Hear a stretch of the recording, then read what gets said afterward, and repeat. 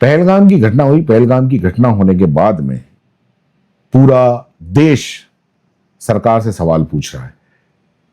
2 पे तो सरकार ने एफआईआर कर दी है, एक नेहा सिंह राठौड़ पे और एक और डॉक्टर प्रोफेसर हैं, उनके ऊपर सरकार ने एफआईआर कर दी है और देशद्रोह का मुकदमा लगाया है। सवाल पूरा देश पूछ रहा है, तो क्या सरकार पूरे देश के लोगों पे एफआईआर करेगी? अभी जो मैं आपको वीडियो दिखाने वाला हूं वो शंकराचार्य अविमुक्तेश्वरानंद का वीडियो है और उन्होंने तो आगे बढ़ के जो बात कही है, वो बात हालांकि एक मुस्लिम विधायक, असम के मुस्लिम विधायक थे, उन्होंने ये बात कही थी, उनको गिरफ्तार कर लिया गया और यही बात शंकराचार्य ने कही। तो क्या आप शंकराचार्य भी गिरफ्तार होंगे? दरअसल जो शंकराचार्य हैं उनका ये कहना है कि ऐसा लगता है जैसे कि पहलगाम की ये जो घटना है ये सरकार ने करवाई है। इन्होंने काफी गंभीर आरोप लगाए हैं। ये कहते हैं कि अगर ये चाहते हो कि घटना हम करा देंगे और जो शामिल है उसको पकड़ेंगे नहीं, तो इसका मतलब ये है कि आप स्वयं घटना करा रहे और घटना हो जाने के बाद उसका राजनीतिक लाभ ले रहे हो। आपदा में अवसर खोजेंगे कि इसको हम राजनीतिक फायदा इनको मिले, जैसे पुलवामा में आपने लिया।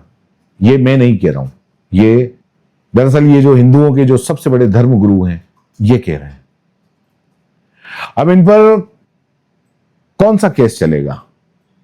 या सिर्फ नेहा राठौड़ और जो बाकी की एक और प्रोफेसर हैं और जो अभी असम के अंदर जिन एमएलए को गिरफ्तार करा, उन्हीं पे केस चलेगा? उन्हीं की पर केस करने की हिम्मत है? आप ये शंकराचार्य का पूरा वीडियो देखिए। कि सबसे पहले पाकिस्तान हमारा दुश्मन नहीं है।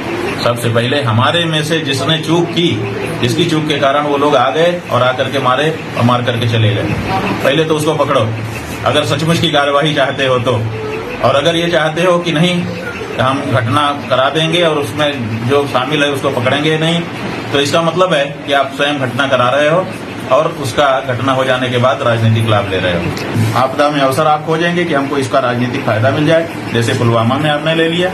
आप बिहार में जाकर के घोषणा करेंगे, आप जो है तुरंत फेसबुक पर चला देंगे कि जात नहीं पूछी, धर्म पूछा, ये पूछा, वो पूछा, उसका राजनीतिक तरीका अपना लेंगे। तो इसका मतलब अलग होता है। इसका मतलब है कि आप या तो घटना करवाने वाले हैं और या तो हो गई है तो उसका लाभ लेने की ज्यादा आपके अंदर इच्छा है। उस घटना से जो कुछ प्रतिक्रिया उत्पन्न होनी चाहिए वो पारदर्शी नहीं। आप भारत के लोगों को मतलब मूर्ख समझ रहे हो, भ्रमजाल में फैला रहे हो। इससे क्या होगा?